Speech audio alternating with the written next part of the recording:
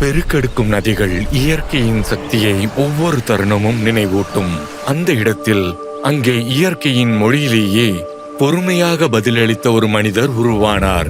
பாலங்களை உருவாக்கும் மனிதர் ஹேலிவார். பத்மஸ்ரீ 2026. இந்தியாவின் தொலைதூர கிழக்கு மலைப்பகுதிகளில் பருவமழை வெள்ளங்களாகவும் புயல்களாகவும் தனது கதையை எழுதும் இடத்தில் மக்கள் இயற்கையுடன் போராடவில்லை. அதை அவர்கள் கவனமாக புரிந்து கொண்டனர்.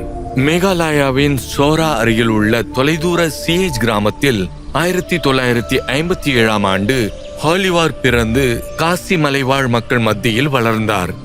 10 வயதில் இன்றைய உலகில் அரிதாக காணப்படும் ஒரு பாரம்பரியத்தின் பாதையில் அவர் காலடி வைத்தார். பொறுமை நிமிடங்களால் அல்ல, ஆண்டுகளாலும் அல்ல, தலைமுறைகளால் அளவிடப்படும் ஒன்று. ஆறுகளை கடக்க உயிரோடு இருக்கும் வேர் பாலங்களை உருவாக்கும் பாரம்பரியம் காசி மக்களின் செழுமையான பாரம்பரியத்தின் அரிய பொக்கிஷம். ரப்பர் ஃபிக் மரமான ஃபிகஸ் இலாஸ்டிகாவின் தரைக்கு மேல் உள்ள வேர்களில் இருந்து உருவாகும் இந்த அமைப்புகள் முழுமையாக வளர பல ஆண்டுகள் ஆகின்றன. அவை சுருண்டு வலுப்பெற்று தொடர்ந்து வளர்கின்றன.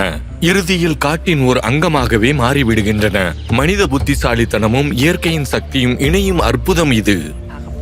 என் தாத்தா என்ன அடிக்கடி காடுகளுக்குள்ள கூட்டிட்டு போவாரு.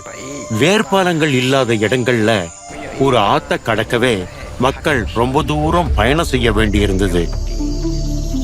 எங்க விவசாய நிலங்களுக்கு போக இதுதான் ஒரே வழி. உயிரோட இருக்கிற வேர்பாலங்களை எப்படி உருவாக்குறதுன்னு என் தாத்தா எனக்கு காட்டினாரு. வேர்களை எப்படி தேர்ந்தெடுத்து பாதுகாக்கிறது, அது வலிமை அடையற வர அதை ஆத்துக்கு குறுக்க எப்படி தாங்கி நிறுத்தணும்னு எனக்கு காட்டினாரு. இந்த பாலங்கள் வெறும் ஆத்த கடக்க உதவற பாதைகள் இல்ல, அது நம்ம வாழ்க்கையோட ஒரு அங்கம்னு அவர் சொல்லுவாரு. அவருடைய பொறுப்புகளும் மிளகு மற்றும் பாக்கு மர தோட்ட வேலைகளும் இருந்தாலும் ஹேலிவார் பாலங்களை பராமரிக்க தவறமாட்டார். அவற்றை சுத்தம் செய்து வலுப்படுத்தி வளர்ச்சியை கவனித்தார். ஏனெனில் ஒரு உயிர்வேர் பாலம் ஒருபோதும் முழுமையடையாது. அது தொடர்ந்து பராமரிக்கப்பட வேண்டும், எல்லா உயிரினத்தையும் போலவே. இன்று இந்த அற்புதமான அமைப்புகளை காண்பதற்காக ஆண்டுதோறும் 10,000த்திற்கும் மேற்பட்ட சுற்றுலா பயணிகள் சிஏஜ் கிராமத்திற்கு செல்கின்றனர். அவற்றின் அழகாலும் அவை வெளிப்படுத்தும் அறிவாற்றலாலும் மற்றும் எந்தவித மாசுபாட்டையும் ஏற்படுத்தாத ஒரு வகை பொறியியலாலும் அவர்கள் ஈர்க்கப்படுகிறார்கள்.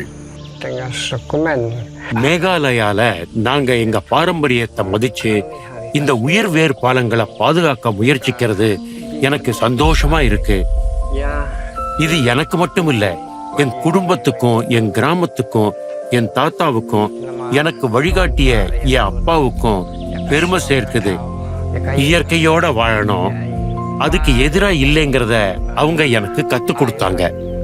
ஸ்ரீ ஹேலிவார். பத்மஸ்ரீ 2026. கோடி கோடி நமஸ்காரம்.